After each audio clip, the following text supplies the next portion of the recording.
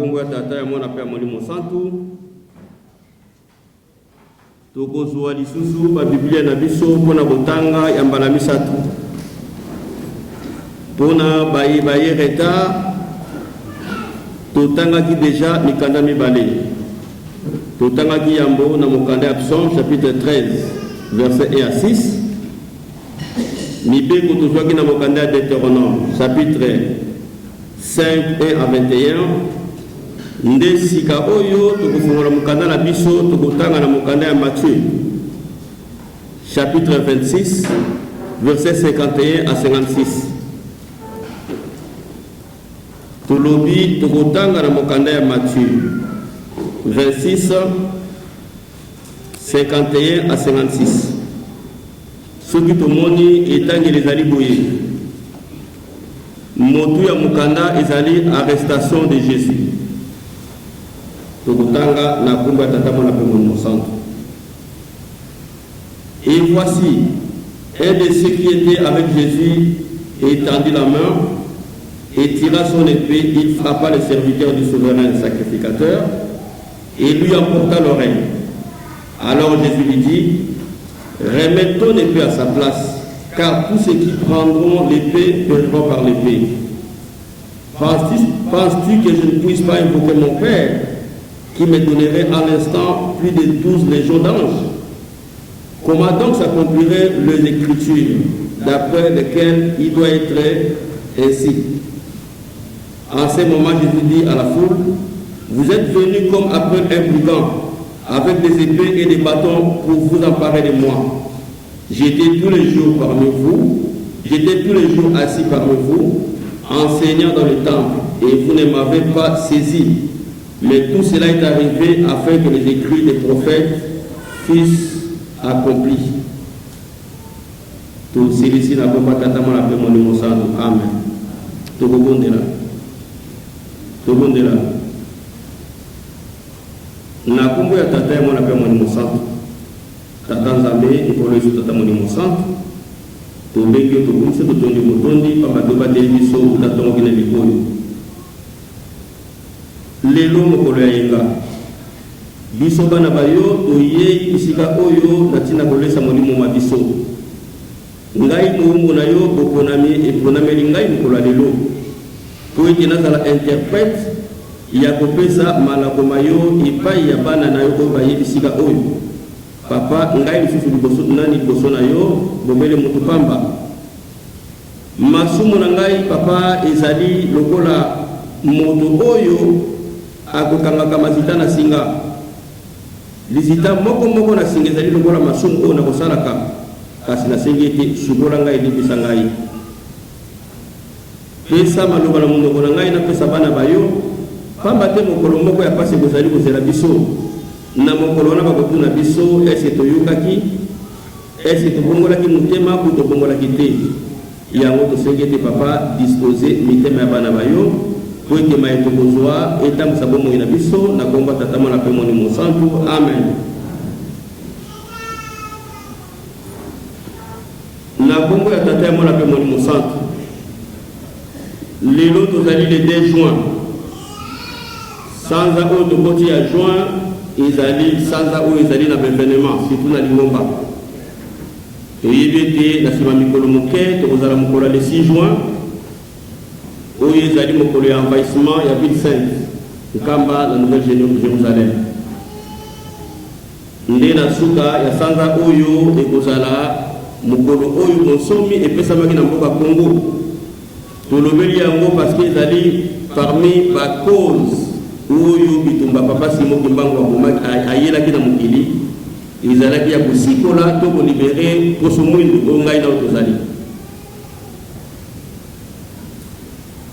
totangaki liboso na mokanda ya Psaume chapitre 13 verset 1 à 6 Psaume totangi ezali ya David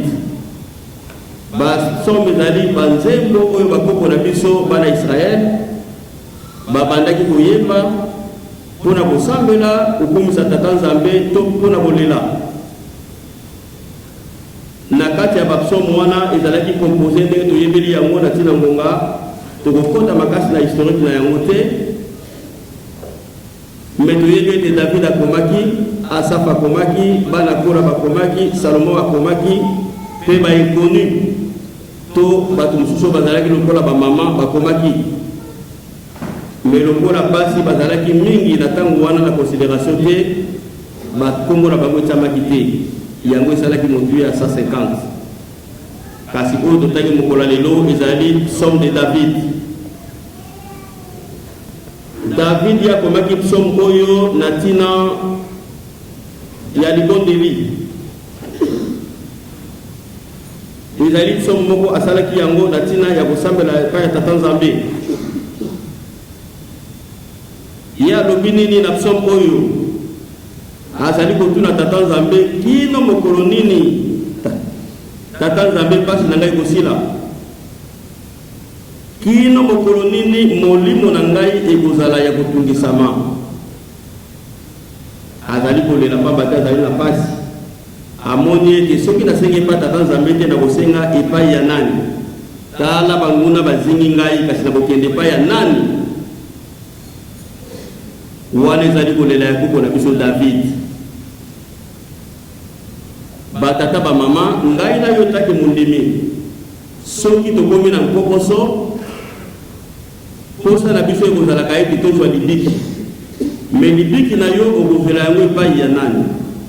La première des choses David asalaki ezalaki reconnaissance ya Nzambe etaki sauveur na ye to etaki mobikisi, yango wana kei kolela epai ya Nzambe. Mena mukili to kati na biso bato mingi oleke Nzambe azala mobikisi na ye azali peut-être na mobikisi mosusu, tango nkokoso ezwami to likambo yeli ye azali kokende epai ya moto wana. Toyebi biso nyonso oyo tozali koloba, mais kasi soki otie Tata Nzambe na centre ya makambo na yo nyonso na tango wana, tango kosenga ye akopesa eyano na maye ozali kosenga. Koko na biso David asengaki abadai kozwa biyano mingi, ezali mabondeli pamba te ngai na yo bayebisi biso ete monduki ya mundimi ezali libondeli, mais kasi libondeli okobondela yango lolenge nini na eta nini esengeli obondela? Esi na kati ya masumu ata osambeli Tata Nzambe akoyoka yo, eyano ezali akoyoka yo te. Yango esengeli ngai na yo to zala na ezaleli ya malamu, pamba te Satana azali lokola nkoi oyo azali na posa ya kokanga nyama, akozalaka nzinga bisika tozali. Yeba ete bisika ovandi Satana azali mopanzi, objectif na ye ezali ya koampeshe libondeli na yo ekoma epai ya Tata Nzambe. Papa denge na kontima parmi ba magistère na ye ayebisaki biso ete ntango Tata Nzambe azali kosala motu, Satana azalaki deja mopanzi azali kokengela, mais azali kosala motu mpona nini? Mais azali kokengela objectif na ye ezalaki nini? Yango ngai na yo tango toyebi ete Satana depuis la nuit des temps bandai koexiste kino mokola lelo azali, yo okosala ndenge nini mpona kokima ye? Esengeli ngai na yo tata mama to sosola po Tata Nzambe azala sauveur na yo to abatela yo, esengeli yo moko bomibongisa, oyeba okotambola ndenge nini, oyeba ezali na yo ezali ndenge nini. Yo ezali mundimi ntango nyonso kokotaka même likambo etali yo te okozala exposé, okozala exposé, okokutana na likambo ya munene oyo okobima na kati na yango te. Tokofungola mwa parenthèse muke. Tata moko akendaki na nkamba epai ya papa Simon Kimangu Kiangani, ndenge tokokendaka biso banso mpona kozwa libiki. Tango papa akoti akutani na papa basololi, papa Simon Kimangu Kiangani ayebisi ete boni mama azali libanda lingomba kino mokola lelo. Papa nzoto eninganaki, me mama makanisi ya papa ezalaki mama seka azala mobali ya sika. Lokola aza libanda lingomba biso batata toyebi mingi eza mama azwi mobali ya sika.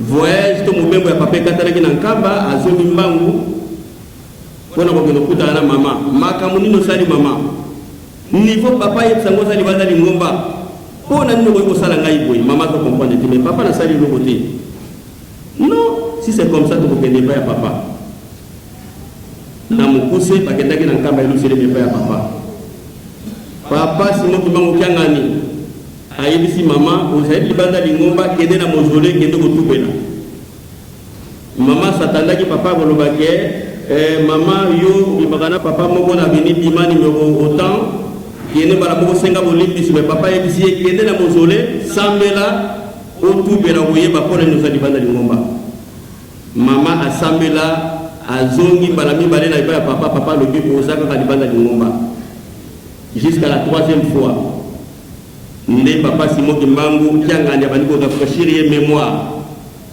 apesi ye date mama oyebi un certain par exemple 2 juin 2024 okendaki kosala bacourse na zandu okoti na pavillon 5 okutani na bamama mibale moko alataki elamba ya motane moko alataki elamba ya pembe bobandaki kosolola wi papa nayebi bango wana kuna ezalaki mama pakondungu na mama pelekete bosololaki na bango bamama wana ntango balobaki likambo batuni yo sur mama mosusu yo ondimi olobi wi mama wana nayebi ye songi eleka mama wana mwaye te makambo esala kaka ya mabe alobi papa alobi bamama wana bazalaki bandoki bazalaki na posa kobomba mama wana ebandaki kosala bango signature moko yo moto otiaki signature mpona mama wana kufa yango mama yo ozali libanda lingomba pamba te oboma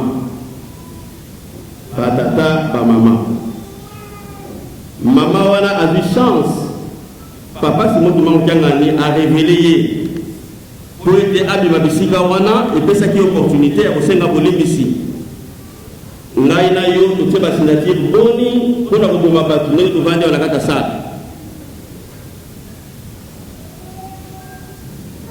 basignature boni aussi otie mpona koboma bato ya bato na songisongi na lokuta jalousie na makambo songolo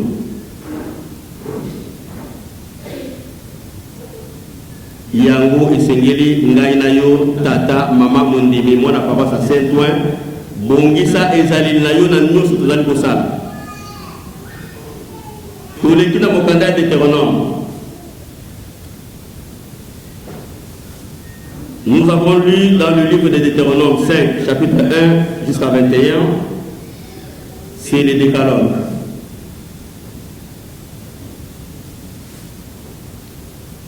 Dans ce livre, Moïse est en train de rappeler aux Israéliens, aux Israélites à l'époque, les commandements de Dieu. Pourquoi Moïse rappelle ces commandements? Parce que ces commandements avaient déjà été enseignés. Je pense bien qu'on ne peut rappeler quelque chose que si jamais la chose n'est pas bien respectée. Parce que quand Moïse avait reçu les commandements de Dieu, si nos ancêtres israélites avaient respecté ces commandements, Moïse n'aurait pas dû le rappeler. Mais là, il vient rappeler pour leur dire que voilà, mes chers frères et sœurs, je vous rappelle ces commandements parce que quand Dieu l'avait donné, ce n'était pas à nos parents ou à nos grands-parents qu'il l'avait donné. Mais c'était à toi et moi que Dieu nous a donné ces commandements. Mais aujourd'hui, personne entre nous ne les respecte. Pourquoi ils ne voulaient pas respecter ces commandements? Premièrement, parmi eux, ils se disaient d'abord, comment est-ce qu'une personne comme Moïse peut nous dire des choses? Pourquoi Dieu ne peut parler qu'à lui tout seul? Pourquoi Dieu ne nous parle pas? C'est comme nous disons aujourd'hui. Et pourtant, Dieu, étant l'éternel et le Seigneur, peut faire tout ce qu'il veut à n'importe qui.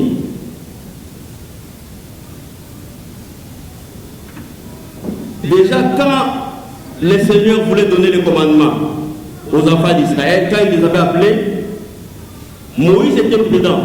Il savait qu'ils avaient 12 tribus. Israël avait 12 tribus, comme nous savons tous. il avait choisi un représentant parmi les 12. Mais quand ils sont partis, arrivés là-bas, le moment où ils ont vu Dieu venir, dans le feu, ils avaient tous eu peur. Mais avant de partir, tout le monde ne croyait pas à Moïse. Quand Moïse leur disait, voilà ce que Dieu veut, voici ce que nous devons faire, personne ne croyait. Mais quand ils ont vu le feu venir, ils avaient peur. C'est eux-mêmes qui ont demandé à Moïse, Moïse, s'il te plaît, va tout seul, récupère les commandements et donne-les-nous. Nous les respecterons. Là-dessus, la Bible nous dit, ceux qui avaient levé leur visage, ils avaient vu les dos de Dieu. C'est là aussi que nous devons comprendre que Dieu est un homme. Moi et toi, aujourd'hui, beaucoup d'entre nous avons compris. Je sais qu'il y a ceux qui ont encore des doutes. Mais là, c'est là la phrase qui vient confirmer que Dieu était une personne. Si c'était un animal, ils n'auraient pas dû voir son dos. Mais qu'est-ce qui s'est passé ensuite? Nos grands-parents, les Israélites, refusèrent toujours à respecter les commandements de Dieu. Moïse ne comprenait pas pourquoi les gens qui ont souffert en Israël, pourquoi les gens que j'ai ramenés ici, les gens qui ont traversé la mer Rouge à sec, sans aucune goutte d'eau, peuvent oublier tout ce que Dieu a fait envers eux. Voilà, c'est pourquoi ils appellent pour leur dire que aujourd'hui, je viens vous rappeler les 10 commandements.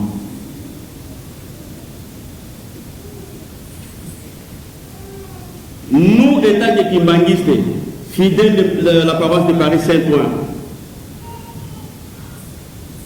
Papa Simon Kimbangu ne fait que nous rappeler les commandements de Dieu. Parce que quand il regarde dans son écran géant, il voit qu'aujourd'hui, les Kimbanguistes ne sont pas en mesure de respecter ce qui est le commandement de Dieu. La question nous est posée à tous. Est-ce que nous respectons les commandements comme il se doit, comme on nous l'avait donné?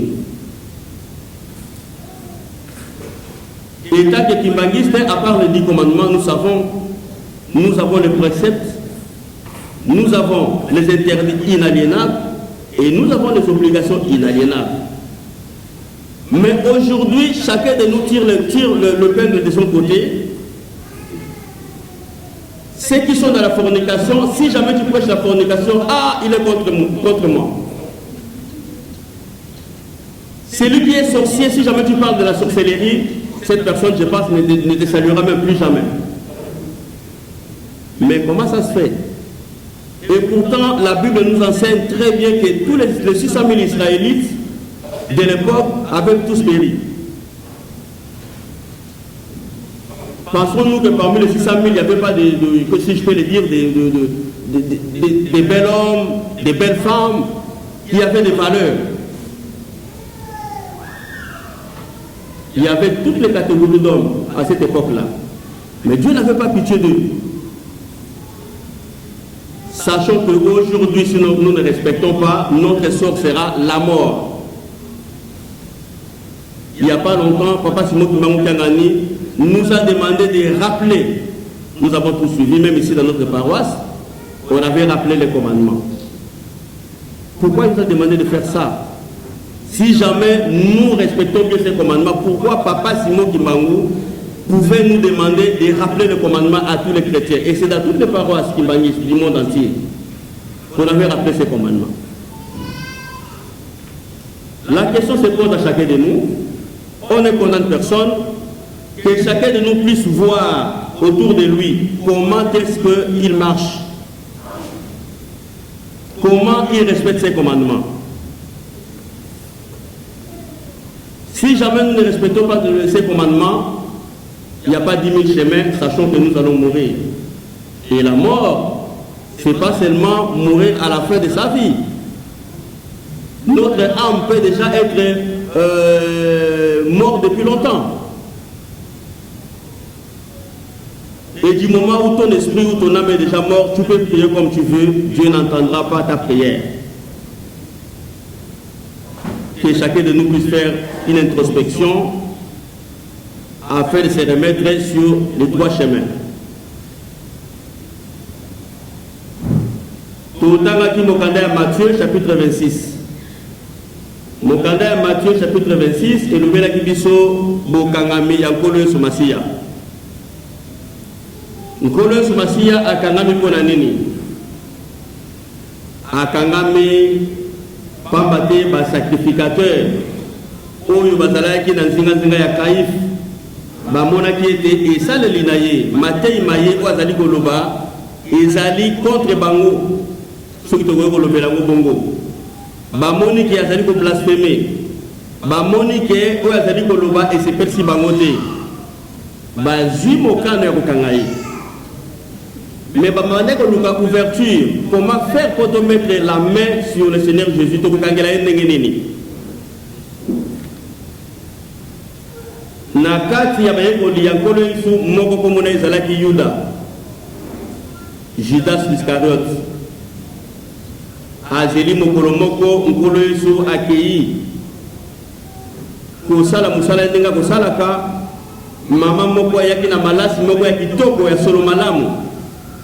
Mais fallait azwa malasi wana apesa yango babomba.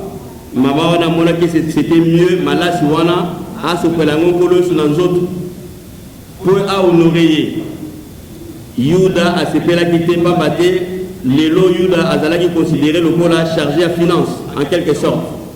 Atali de malasi o ya cher.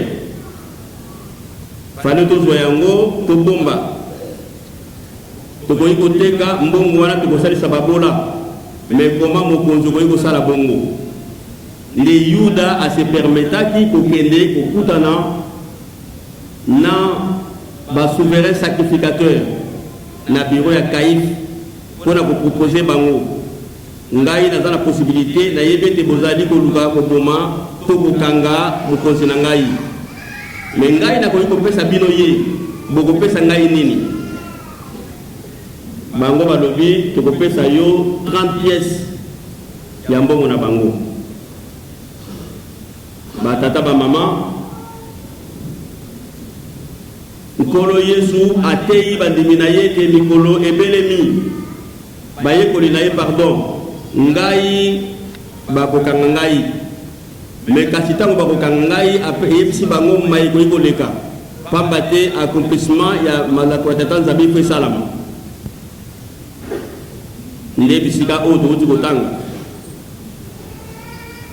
tango ba sacrificateur baye elongo na Yuda ba memi ba épée ba komi bisika nkolo so azalaki Yuda accueilli pour embrasser Seigneur Jésus. Salut Rabbi, to mbote na yo maître mbote mokonzi nkolo so yebaki maso koleka ndi ayebisaki ete mon ami fais ce que tu es venu faire. Nde bakangaki nkolo Yesu tango bakangi ye babandi kobeta ye na bobeti wana Pierre akobaki kokanga motema te yango bisika tutangi azwi epée na ye abeti l'un des souverains sacrificateurs na kombo ya Marcus pe akataki litoi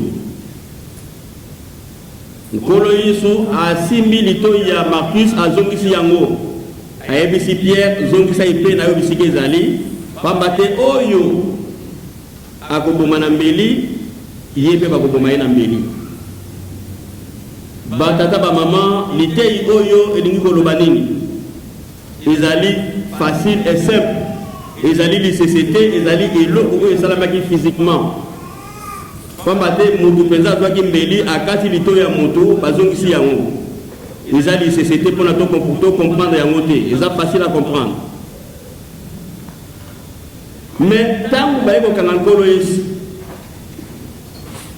bamoni bien bino boye kokanga mutu pamba te bakamba sali koloba ezali ya lokuta mais litoi ya mutu ekatani makila etangi alokoti litoi azongisi la place ezalaki c'était déjà un miracle na miso na bango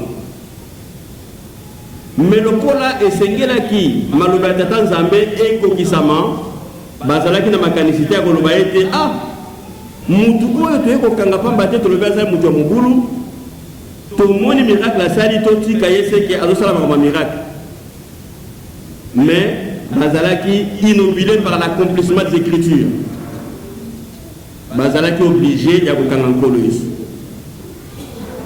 nde bamemaki nkolo Yesu ndenge na uti koloba na introduction na ngai awa batata ba maman lelo tozali le 2 juin quelques jours après tokozala mokolo ya le 6 juin mokolo ya le 6 juin ezali mokolo oyo envahissement ya mboka nkamba ya Yerusalemu esalamaki pona nini bayaki koenvahir nkamba ya Yerusalemu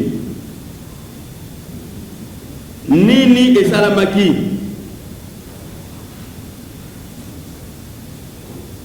bokolimbisa ngai nakomeka kolimbola mpe ndambo na lopoto po ete bana na biso bakwa kokomprendre ndenge esengeli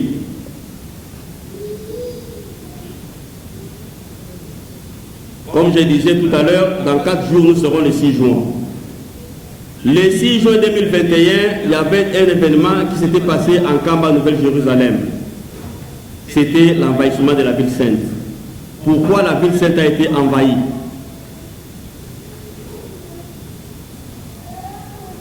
Papa Simon Kimbangu, en 1921, avant qu'il commence sa mission, il était un catéchiste protestant. Comme nous savons tous, il a été baptisé à la mission Vula Gombelutete. C'était la mission la plus proche. Mais Papa Kimbangu était le catéchiste du village Mbazabola. Mbazabola, si vous voulez, plus loin, c'est ce qui était devenu Kamba aujourd'hui. Mais dans la contrée, il n'était pas le seul catéchiste.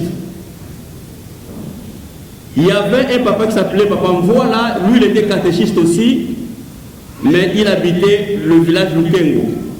Lui il était plus ancien, il gérait le village de Lukengo, Yanda et d'autres villages. Mais qu'est-ce qui s'est passé?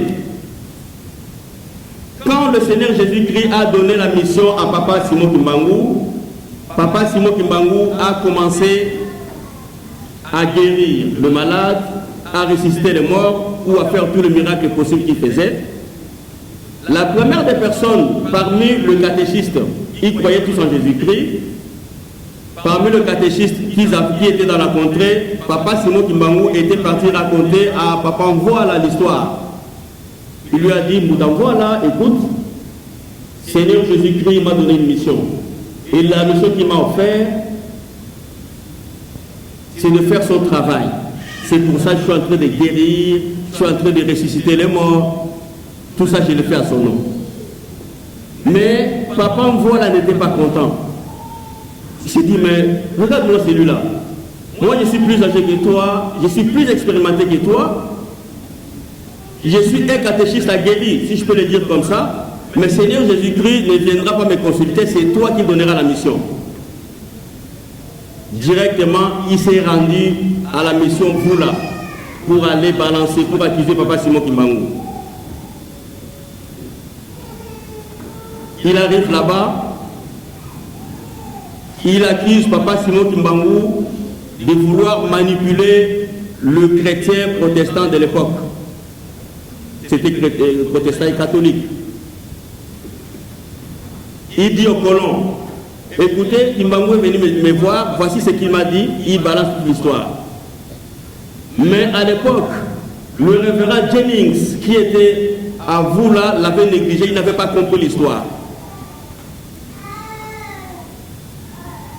Quand Papa Kimbangu faisait son travail, vu que la foule venait, il avait une idée de choisir 5 personnes qui pouvaient être comme des surveillants de l'époque pour gérer la masse. Et parmi les 5 personnes qu'il avait choisies, il y avait un certain Papa Mpiodi qui était parmi eux. Mais vu que la masse venait de plus en plus, Papa Simon Kimbangu avait décidé de délocaliser la mission de Papa Mpiodi. Il lui dit, au lieu d'être comme un surveillant, je te nomme comme un protocole. Toi, tu seras là pour encadrer les personnes qui viendront vers moi. Mais Papa Mpiodi, au lieu de faire son travail correctement, il maltraitait les gens qu'il recevait, surtout les enfants. Il tapait sur les enfants, il poussait les gens, ce n'était pas correct. le Seigneur Jésus-Christ avait vu ce qu'il faisait, il est parti relater à Papa Kimbangu. Il lui dit, Kimbangu, écoute, le protocole que tu as nommé, Papa Mpiodi ne fait pas son travail correctement. Il maltraite les fidèles. Je n'aime pas cette attitude. Et Papa Simon Kimbangu, à son tour, avait appelé Papa Mpiodi pour le reprocher, pour lui dire, pas pour le révoquer, mais pour lui dire, le travail que nous faisons, c'est un travail divin. Seigneur Jésus-Christ est venu me dire tout ce que tu es en train de faire. Répands-toi car ce comportement n'est pas correct. Par ces mots, Papa Mpiodi était mécontent. Les mêmes jours, il s'est rendu à la mission Fula Gombelutete pour accuser Papa Simon Kimbangu. Il arrive là-bas, il trouve le révérend Jennings, encore, qui était là-bas. Et lui dit à sa manière, différente de ce que Papa Mvoala avait dit, il lui dit, voilà, je suis venu vous donner le rapport parce que Kimbangu reçoit du monde là-bas, il est en train de dire aux gens, soi-disant, Seigneur Jésus lui a donné la mission. Mais je sais qu'il simile. Il s'est entendu avec les gens pour essayer de le guérir. C'est pour ça que je suis venu vous donner les rapports. N'avez-vous pas remarqué qu'il y avait plus de chrétiens dans vos églises? Les gens viennent là-bas en masse. Voilà, je vous donne les rapports, c'est le moment où jamais. Monsieur Jennings, prenant ce message pour la deuxième fois, il s'est dit, mais c'est sérieux. Déjà, Papa Mvoala, qui est catéchiste, était venu nous alerter. Et là, c'est Papa Mpiodi qui vient nous donner ces messages. Mais qu'est-ce qu'il vous demande de plus? Non, il nous dit, on ne va pas boire l'alcool, tout ça. Mais moi, je vais plus suivre tout ce qu'il nous dit. On prend d'abord l'alcool, on donne à Papa Mpiodi, il commence à le boire. C'est comme ça que M. Jennings a fait convoquer Papa Simon Kimbangu à la mission Fula Gombelutete. Quand Papa Simon Kimbangu s'est rendu là-bas, le protestant, le pasteur lui ont posé la question. On nous apprend que tu es en train de faire des miracles. Il a dit oui, bien sûr. Je suis en train de guérir et faire des miracles au nom du Seigneur Jésus-Christ. M. Jennings se dit, mais Kimbangu, tu n'es pas sérieux, toi? Comment tu peux faire le miracle au nom du Seigneur Jésus-Christ? C'est nous qui t'avons appris Seigneur Jésus-Christ. Pour cette raison, vous avez vu comme nous suivons dans le théâtre, M. Jennings avait organisé une visite d'inspection en camp à Jérusalem pour venir constater de lui-même ce que Papa Simon Kimbangu était en train de faire.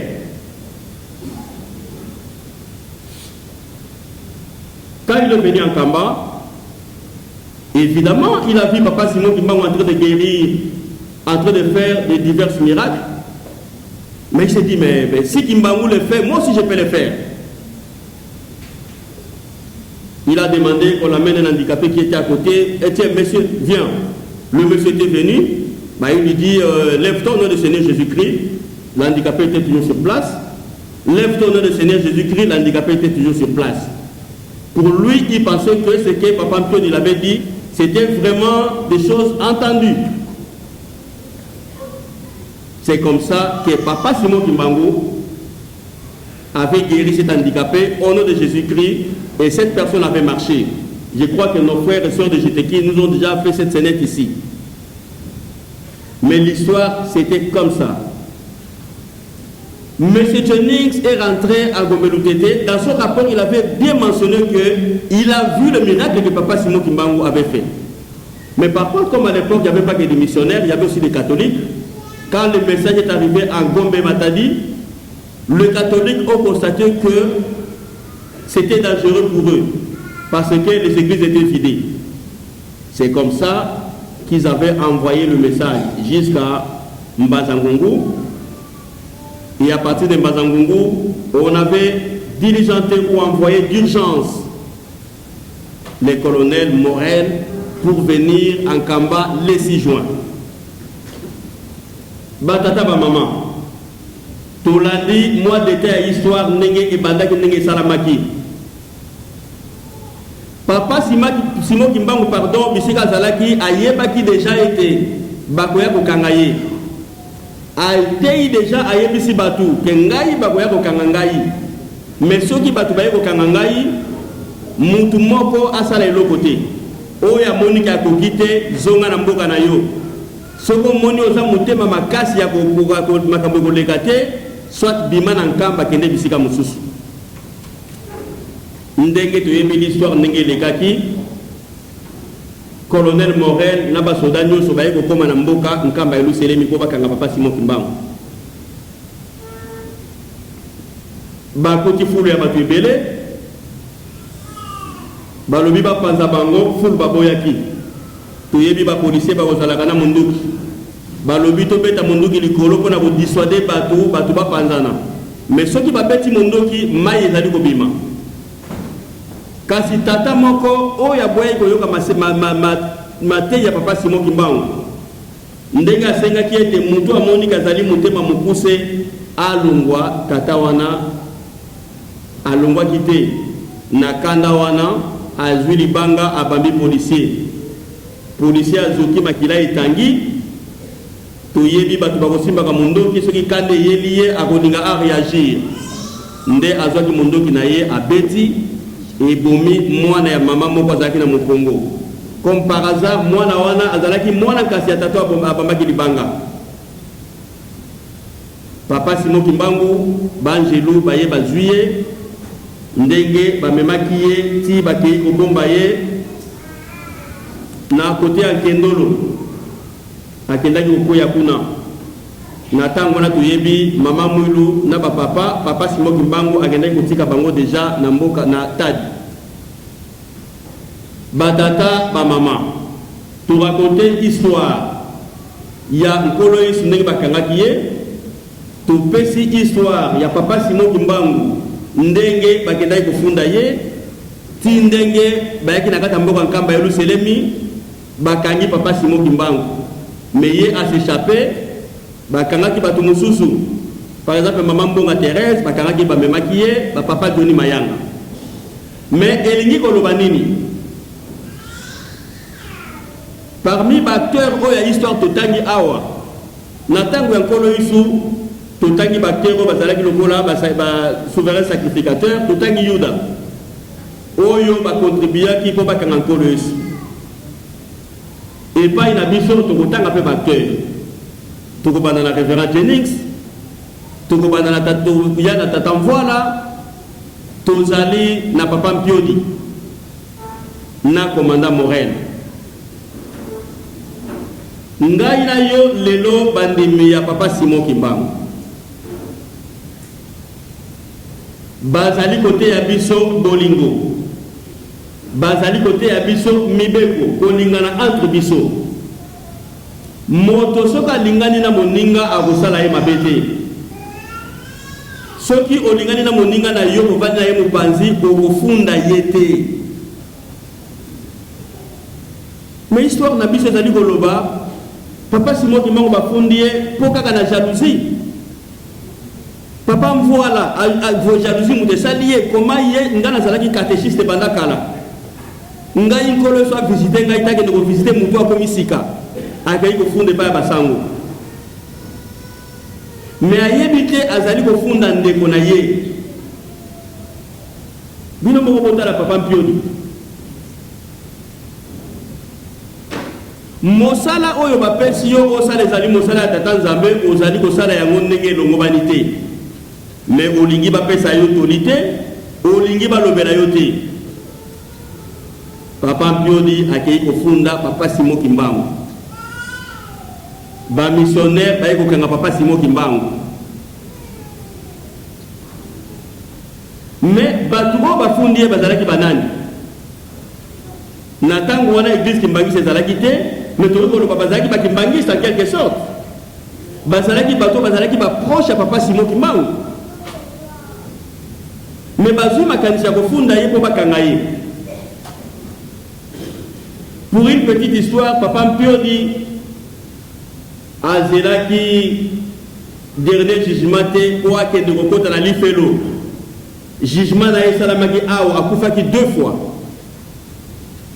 Tango papa Simon Kimbangu uti vula aye kozonga aye na ndako papa Mpioni asali 3 tours. ya ndako wana ndako ekwei eumelaki te tata Mpioli abelaki ntango akufi toyebi na bamboka pa bakunda basalaka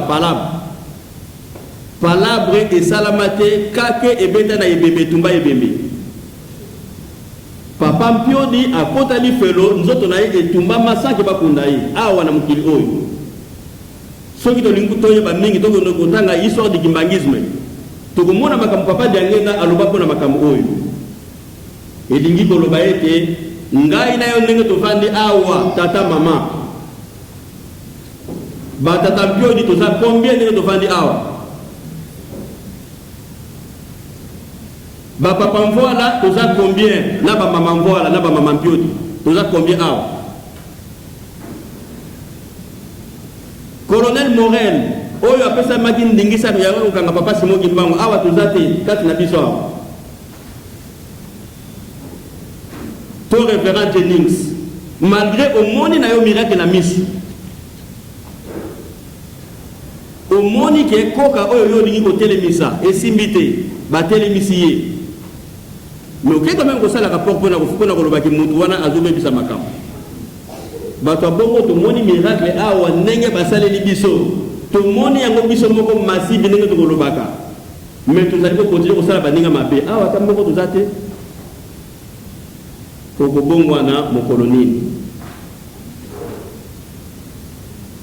bakolon basalaki envahissement cité ya ville sainte mais lelo ngai na okimbangise bato tozali koenvahir ville sainte ezali susu bamindele te ngai na yo tozali awa bato tozali kosala nyonso kofundana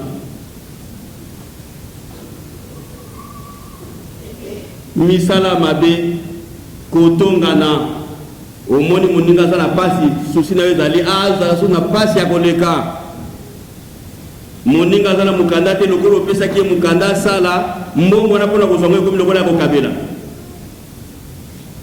kote koti na découvert mama papa découvert ekoti kaka ntango mbongo ya moninga eleki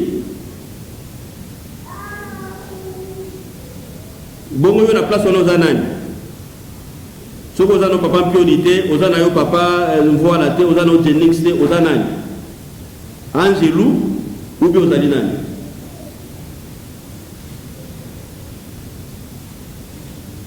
tozali na chance biso batata mpe bamama kimbangiste bakote ya biso lolenge nini soki bazali kote ya biso tokanisi ete matei oyo bazali kote ya biso ezali lokola ya lokuta mais tata nzambe alobi ete na mokolo ya jugement ya suka mpo na bateya yo bakofungola lisusu bible te balobi zela totanga nanu Deutéronome ndenge totangi boye mpo na kobongisa non soki papa Mpioli abongisaki azalaki nefixe na motema malamu parce que bapesi yo mosala sala yango ndenge esengeli ayebaki te ete makambo azali kosala nkolo eso azali komona ye lokola ndenge totondani awa ebele toza kosala makambo ndenge na ndenge me toyebi teke makambo tozali kosala bazali komona biso ntango ozali kosala mabe epai ya moninga ondimi teke moto azali komona yo Kimbangu signifie le révélateur des choses cachées ndenge osololaka na moto akobatama na telefone na ba WhatsApp ozalaka sur moto akomona yo te batata bamama par mon métier nazali administrateur de téléphonie fixe et centre de contact soki bayebisi bino acheminement ya appel ndenge papa pelekete abengi mama pakundungu nzela oyo appel ekendaka po ekoma eaboutir epai ya destinateur ndenge esalamaka ezala bisika etelemaka bisika wana etelemaka etikaka badone komaka na ndenge okomaka na Facebook mpe na WhatsApp mpe na nini yebake bainformation wana un jour ekoki kobima au vu et au su de tout le monde nani kimbangisa sala WhatsApp ndenge tovandi nani yo kasi moto asala ezalaka kaka bongo badone etikala quelque part mais yo ko sala ka ko batama o yebi teke un jour ko bima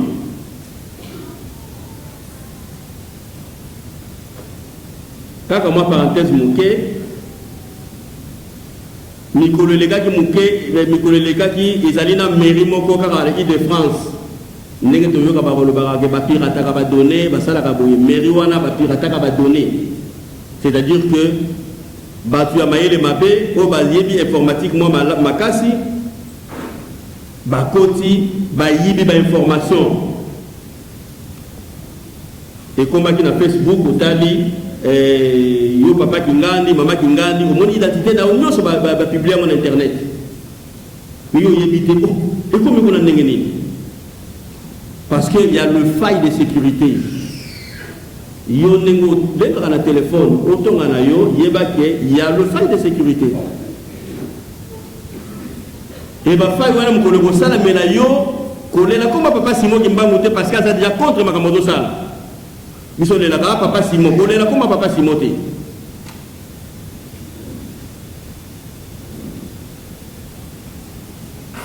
batata bamama tozala bandimi ya solo soki tozali koyoka makambo bazali koyebisa biso mbele oyo tata nzambe abongiseli biso tokozwa yango na facilité soki tata oyo abambaki libanga na le 6 juin 1921 ayokaki malako ya papa Simon Kimbangu mbele masasi ebetamaki te papa Simon Kimbangu ayebaki ete bakokanga ye balinga bamema ye te pamba te tata nzambe alingaki asala miracle na ye c'était prévu comme ça le tata wana abebisaki plein tata nzambe résultat de course mwana kasi na ye moko akufi yango basengi biso tofungola matoi toyoka papa Simon Kimbangu azali kopesa mbela mikolo nyonso ayebisi biso dernièrement na kopesa bino batema dissertation apesi biso 3 thèmes à dissertation toza nango mokolo lelo oyo esengeli mutu na mutu sala dissertation na yo moko thème liboso alobi compteur à zéro okomi na page combien bando bandi kosala dissertation na compteur à zéro bato bazokanisa ezali compteur à zéro ya lingomba te ya yo mondimi ngai papa Costa parce bayebisi ngai compteur à zéro mais ce compteur na ngai esi elekaki ube naza na moins 100 avant na koma na zéro ezali koseka combien de bon mpona koma na zéro premier thème yango wana ya dissertation deuxième thème aye koloba kimona meso c'est-à-dire makambo nyonso yo kosalaka na molili ekomonana est-ce que monani déjà ou bien komonana bientôt soki makambo ya papa Mpio asalaki na molili emonanaki pe akufi mbala mibale kaka awa na se atango ebongo ya yo nini ko empêcher pe monana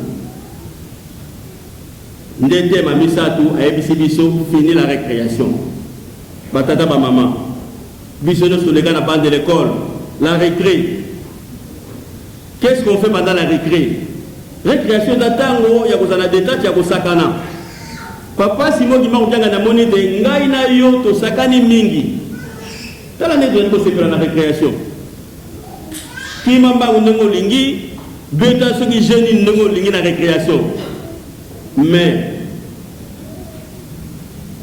balobi esili yo ko silisa ou bien ko continuer récréation na yo baninga nyonso bazongi na classe mais yo tikali kaka na récréation ou bien ko landa baninga batata na ngai bamama na ngai biso banso tozali komilengele po ete mokolo ya suka tobunga te yango mpona kosukisa matei na biso tolobi boye po ete ozwa bomoi ya seko esengeli na moto nyonso azongisa compteur na ye a zéro po aevite kosala masumu pamba te récréation esi esilaki basi basiflaki soki okontinue kosala kotika na récréation makambo nyonso ozali kosalama ya molili ekomonana kimona meso na ntango wana okozala na pasi tosili sina komba tata mwana kumoni mosantu amen totelema tobondela